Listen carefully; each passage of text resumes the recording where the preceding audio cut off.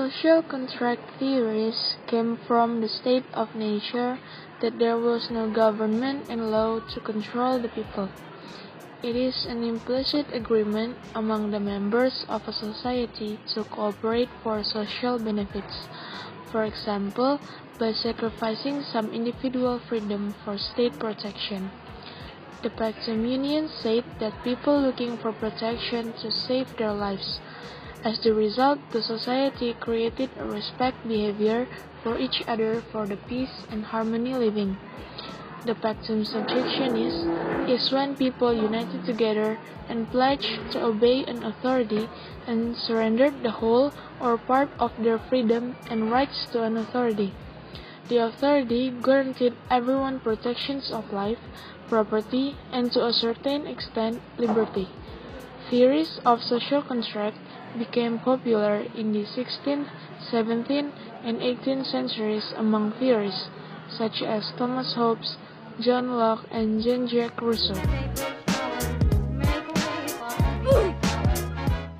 Thomas Hobbes came to respond the Civil War in 1649. Hobbes lived at a time when the British state's conditions were experiencing political instability and chaos due to the Civil War and started to write a book called Leviathan. Hobbes stated that humans have the same state of nature. They are solitary, poor, nasty, British, and short. A state in which self-interest and the absence of right and contract prevented the society. Life was anarchic, without leadership or the concept of sovereignty. Individuals in the state of nature were apolitical and asocial. They all have desire or interest and disinterest. In some condition, their interest and disinterest may dominate one another. Then there will be a war and unsafe condition. Hobbes was the supporter of absolutism, where the mightiest authority have is to protect and preserve their life and property, which lead into the ruler or monarch as the absolute head. This causes loss of a man's right against absolute authority or the sovereign, which forces them to obey in all situations, however it is.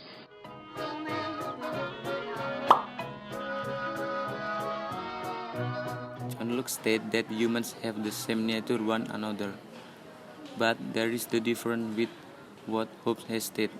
Locke believed that every human being will be bound by natural law. They do not interfere with each other's lives with one another and do not interfere with what others have. Based on John Locke's view, humans are creatures who are always filled with unlimited desires and passions, until it raises anxiety to fear in acting, finally decides to give up the right they have to the institution or other people involved to control and hold the full right. Therefore, the state system needs to be built in the presence of the state, and the system of government could be done in two ways. The first way had to form a constitution determined by parliament based on the majority principle. The second way had to make the division of power into three elements: legislative, executive, and federative. The concept of sovereignty from John Locke was to divide the government power into three parts. Locke said that the relationship between the people and government was not only limited to contractual relation, but also the relationship to trust each other. Locke's thinking of freedom, life, liberty, and property was quite influential in the American Declaration of Independence in 1776.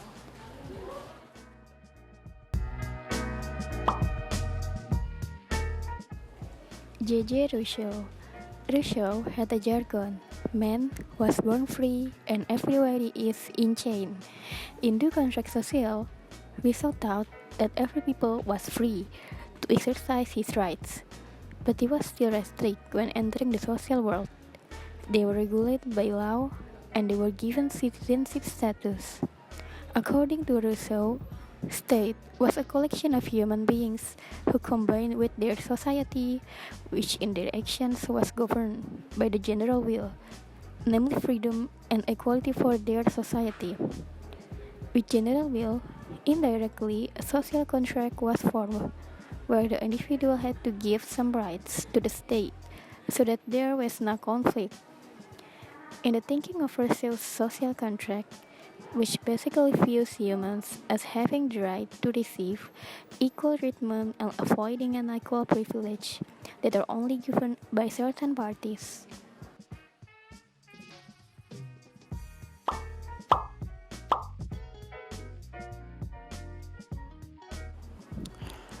Conclusion.